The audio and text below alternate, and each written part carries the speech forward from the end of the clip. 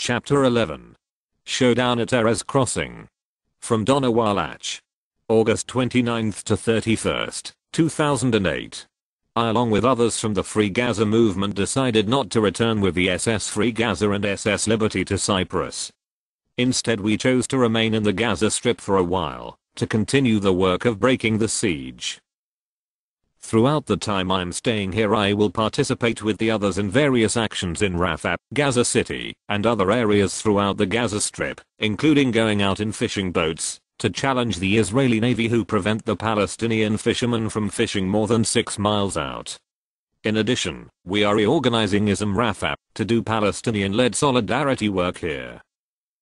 This past Friday, Majdeh Abu Shosh, a 64-year-old Palestinian woman from Al-Nuseirat refugee camp, Gaza Strip, arrived to the Erez crossing accompanied by all of the remaining members of the Free Gaza movement, as well as other sick patients needing specialty health care abroad, like a girl with severe burns and a boy with a deviated nasal septum needing plastic and reconstructive surgery. Majdeh has been suffering for 7 months with a tumor on her spine. Without the necessary surgery granted her by St. Joseph Hospital in Jerusalem, she will continue to become progressively more paralyzed and will live in constant pain.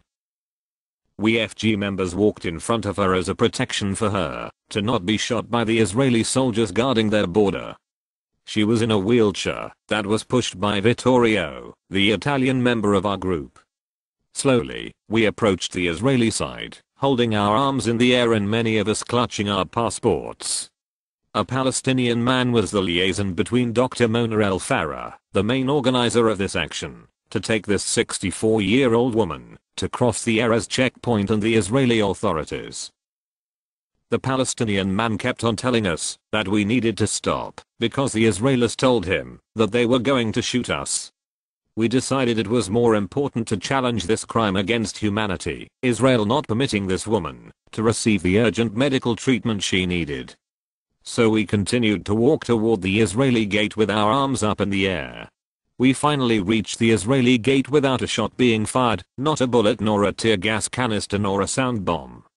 In the end, the Israelis heartlessly told the woman she had to go back home, but could return an 8th time. On Sunday the 31st of August, we from FG arrived at about 9 a.m. from Rafah, the southernmost area in Gaza Strip, to Erez Crossing, which is the northernmost area in Gaza Strip. We came to continue standing in solidarity with this woman from Al-Nuseirat refugee camp in central Gaza. We arrived late, and she and Dr. Mona El Farah had already left for the border. We gathered inside the crude fenced-in area where all Palestinians and others wait for permission to cross the dirt pathway across the widened no man's land to arrive at the Israeli gate. We waited hours. Then we heard that the woman was turned back again with the ridiculous and contradictory excuse that a member of her family must accompany her into Israel and onto the hospital in Jerusalem. This woman came back, but was not defeated in her determination to cross the border. She had become accustomed to this kind of treatment by the Israeli authorities. Almost all the members of her family have been wrongfully blacklisted, meaning that they cannot enter the apartheid state of Israel.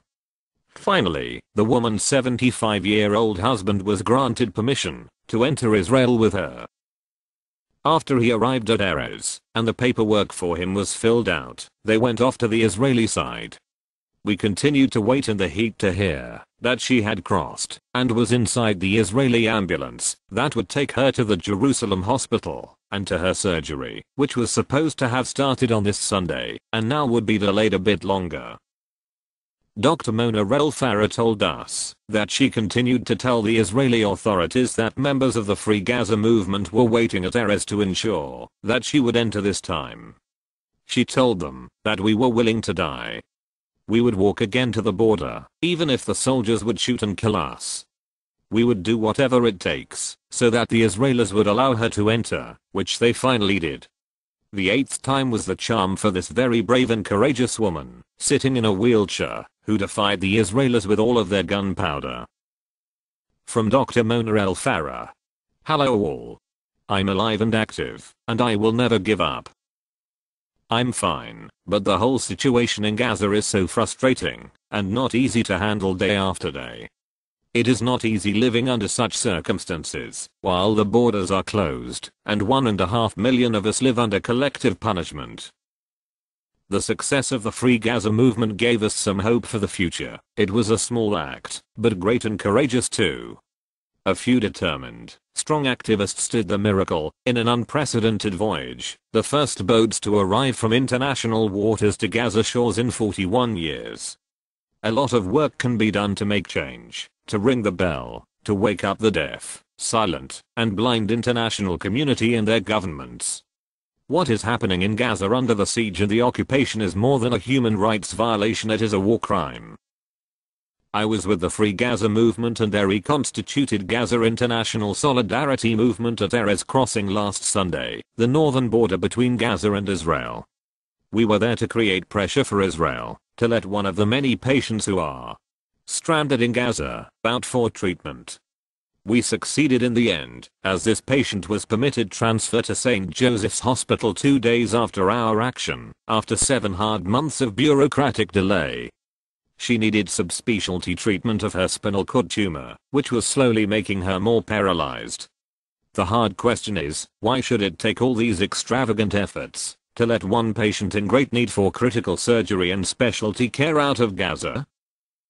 It is a fundamental basic need. It is the right of each individual to get health care. Access to health care is a fundamental basic need.